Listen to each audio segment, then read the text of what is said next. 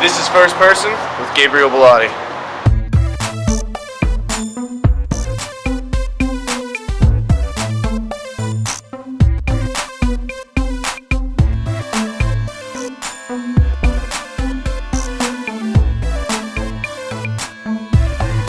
Hello and welcome to First Person. First Person is all about the who, what, when, where, why, and how.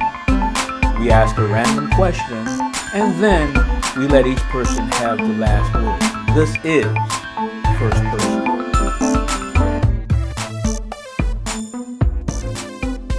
Hi, my name is Gabriel Bellotti. I am right now currently a full-time actor seeking a full-time film career. 23, just living in the city of Harrisburg, enjoying life. That's who I am. Most people would probably say, if you ask them who's Gabriel Bellotti, determined, very goal-oriented, just friendly kind of guy, all around, just nice guy. The only kind of thing I'd really just like to be is a little more into my career than I am at this point. Living in Harrisburg, where there's not a lot of work and a lot of area or way to really make it into the film business. I do a lot of traveling. I'm currently, I'm 20. Like I said, I'm 23. I'm living with my parents right now, but in this economy, a lot of people my age and even a little older than me are still, trying to save money, live with their parents, do what they can. I travel a lot to Maryland, Virginia, Delaware, all kinds of stuff like that. It's interesting. But luckily right now I'm currently dating someone. Been dating this girl Laura for about 8 months, and so my trips usually they're filled with a lot of fun. So I'm not sitting in an hour and a half, 2.5 hour car ride by myself. I get to sit there with my girlfriend, just kind of just BS, just have some fun. We play Padiddle. We play a numbers game where somebody's got odd, somebody's got even, so you're looking on back of bumpers, you're looking on street signs and everything, you're trying to find, just numbers, like 1 through whatever you can find. What isn't really just one thing, it's a whole lot of things. It's Laura, it's my career, it's pretty much just trying to enjoy life. That's what the what is. Maryland's chock full of opportunities. There's all kinds of independent films going on there. There's all kinds of industrials that are being made. Like, there's a lot of military stuff that's done in Maryland. Like Annapolis a few years ago, I think it was back in 2003, 2004, that was filmed in Maryland. They're doing a show with Julia Louis-Dreyfus from Seinfeld in Maryland called Deep. So there's a lot of opportunities, and that's probably one of the only silver linings about being in Harrisburg, is that it's not too far from Maryland, but it's a travel. High school. I was always a little skeptical about it. It was never really something that I 100% wanted to do. Something I never really even thought I was going to do, actually. Kind of fell into the whole thing, actually.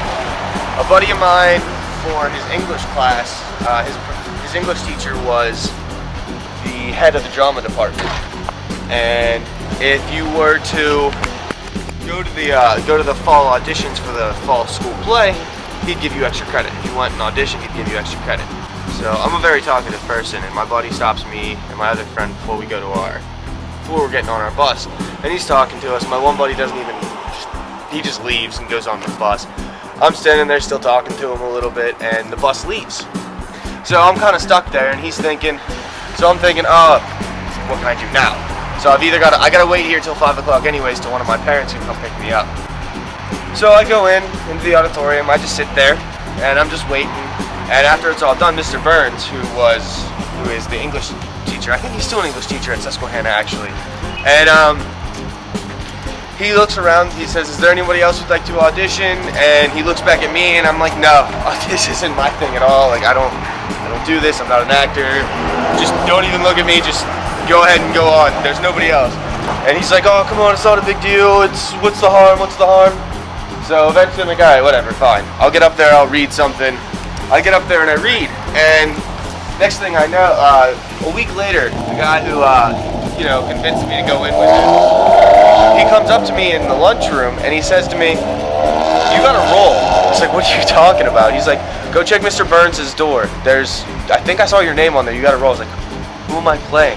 He's like, Jesus. I'm playing Jesus? And it comes to find out that we were doing a female version of The Odd Couple. And I was playing a character called Jesus, which was very weird. A white kid playing a Hispanic role. But I guess, when it comes down to it in theater, whatever kind of role you're given, that's the kind of role you got to play. You got to kind of just roll with it. But throughout the whole process of the auditioning, the rehearsals, and even being on stage with everyone, the camaraderie that came with it, it was a lot of fun. And I tried it that spring for the one acts. The one acts at our school were basically the seniors. They got to pick one acts that they wanted to do, or they could write their own and perform them. So we did usually about 4 or 5 of them in a succession. And I did that year. That was my 10th grade year. I did the same thing my 11th grade year. Then my senior year we did the musical Kiss Me Kate, and I was a part of that. And just from there, just kind of felt like, this is what I want to do. It's a lot of fun. It's not, another mundane 9-to-5 kind of job, and let's give it a shot, see where it takes me. Theater's a whole other spectrum from film. I mean, yeah, they have their, they have a balance between them. There's some things that are the same, but there's a lot of differences too. I don't know, I love film. I love all the different aspects of film, but theater, they both just bring a different rise. They both bring a different rise. So I don't really think, and see, the beauty is you don't have to pick one. You can do both. So I'd have to say, I'd much rather do both. Now, I know when most people who are trying to be actors or musicians or a lot of that, they'll say, oh, I want to go out to LA, I want to go live out in LA. Yeah, I'd like to go out to LA for a little while, just for a few years. But honestly, I could see myself coming back to Harrisburg and starting a family here. Harrisburg's really not that bad of a place. I used to live in here for about 11 years. After a while, you just tend to start thinking, why am I here? I want to get out of here. But I know a lot of people who've been out and who've said that's what they want to do. They come back and they're like, I miss this place. And it's true, because Harrisburg's got that real small town. It's got the big city feel to it, but it's got that small town quality of it. And I don't know. I want to travel is the big thing I really want to do. I'm a traveler. I've always wanted to be a nomad, just never had the resources to be one. I want to go backpacking through all of Europe. Start in England, make my way over into France, Spain, Germany, Amsterdam. Just enjoy life, just travel. See things that not many people would normally, get the chance to see. And if my career can help take me to those places, awesome. Then that's even better. That's even 100% better. That's a weird question. Not saying that. I don't know. It's not something I've ever really 100% thought about. It's never really been. I guess it's just never. I've never really. Don't want to say not cared if people are gonna watch me or not, but I didn't get into this business to be famous. I didn't get into this business to be, to make millions of dollars. I got into this business because it's fun. It's, like I said, it's not another 9-to-5 kind of job. It's not another job where I'm going to wake up in the morning and say, oh, God, why do I have to go here? Why do I have to do this? It's just enjoyable. It gives me a purpose. It gives me something to look forward to. So why would people want to see me, though? I don't know. I mean, I've had directors tell me that I do good work. I've had people tell me that they like the stuff that I do. So if they like it, awesome. If not, then it's not for them. I've had a 9-to-5, not sitting at a desk. I did a lot. Most of my work was in restaurants. I did bus work. I was a busser. I was a host. I was a server. I was a bartender. Working 6 days a week. Hated it. Then the last job I had before I actually started really pursuing a full-time film career was I was working at FedEx. I was packing trucks, and that was a 3 to 8 job, a 3 a.m. to 8 a.m. job. So it was only a 5-hour-a-day job, but still. it's not a picnic. Acting is a thing, and it has been for a couple of years now. It's the thing that I was originally going to be a nanotechnician.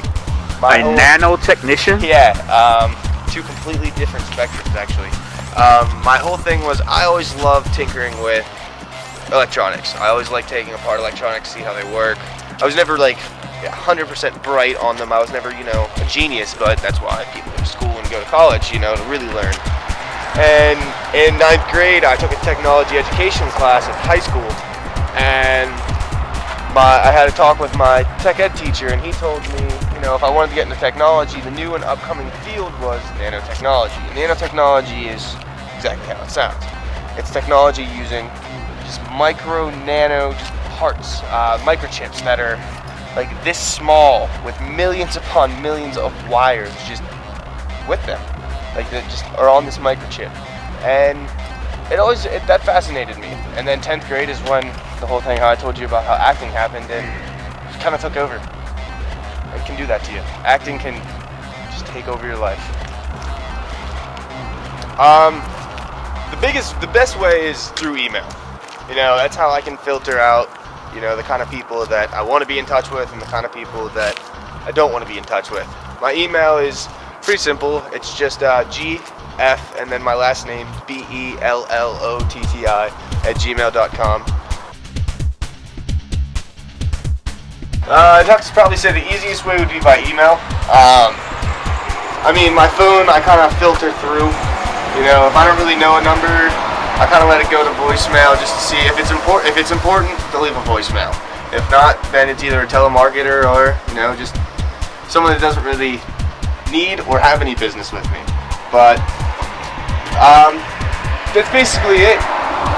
Facebook is another one too, but I usually use that more for business, and every once in a while, you'll see me talking with a friend or a family member, but anyone who's that important to me in my life is, either in Harrisburg or has my number and can just call me. Independent film is absolutely important. It's one of probably the most important aspects of this industry. It is so hard to even get into SAG or AFTRA nowadays.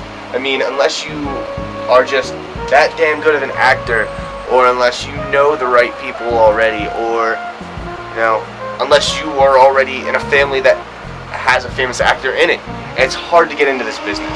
And the independent film industry, it helps people like me and people like other struggling actors, get a reel and be able to show people what they can do if they want to get into the business. Wow. It's the backbone. I'd say independent film industry is probably the backbone of this industry. Because there's so many people out there who've got so much talent and so much drive that how else would other people be able to see it if it wasn't for the independent industry? It has been so helpful for me, and it has done wonders for me. I have met, I can't tell you how many people. The networking I've done on independent film sets and even, like industrial sets and just stuff like that, it's absolutely amazing. I pretty much owe everything that I've done so far and the furthering of my career to independent films. So as an immortal who's been around since the days of Jesus Christ, how does 2011 strike you? Or 2012, now, a whole new year? How would it strike me?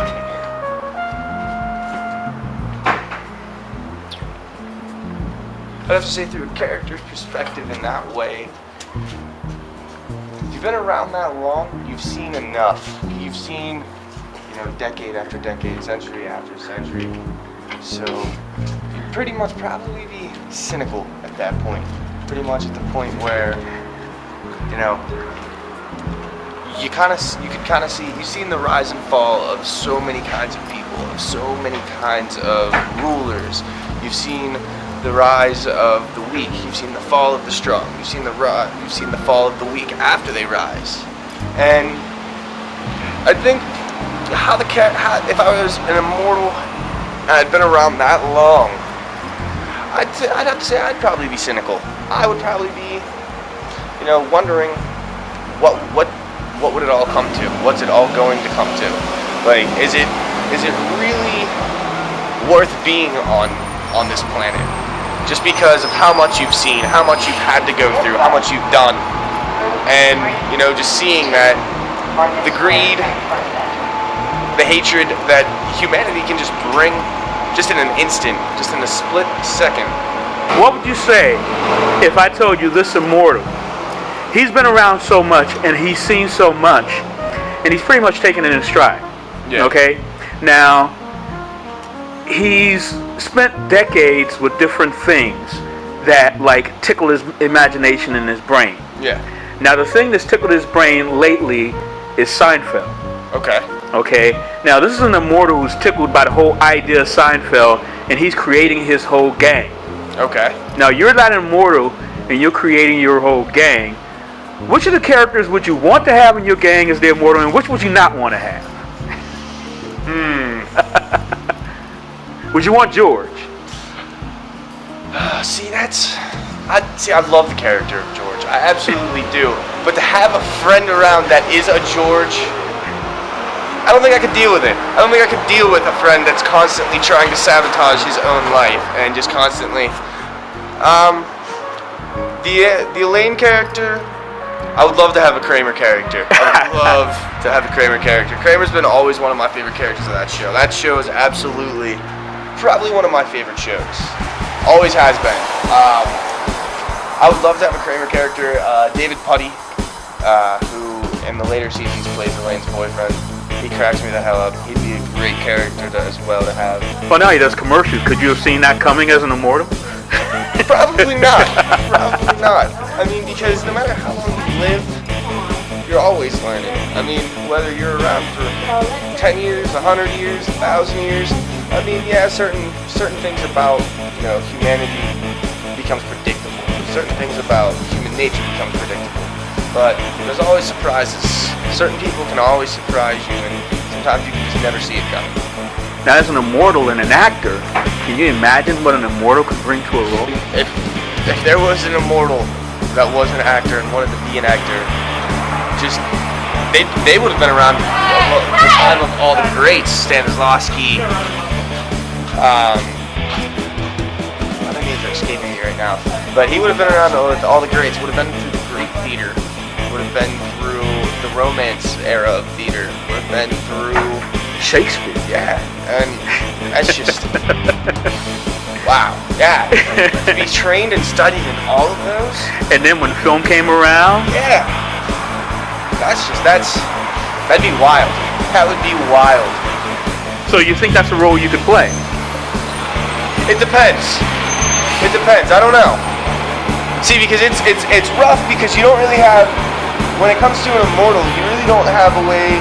For me, I'm the kind of actor that if I'm going to dive into a character, I want to do research. I want to be able to do some sort of research on that kind of character. And as an immortal character, it'd be really hard to do. So, I might be able to. I don't know, how well I'd be able to relate with that type of character.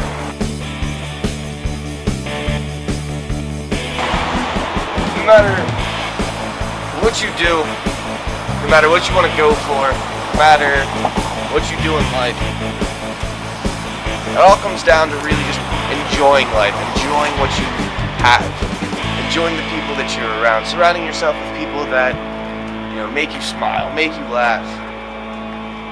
And I found a lot of people that like that in doing this career and being in this kind of career. I found a lot of people like that.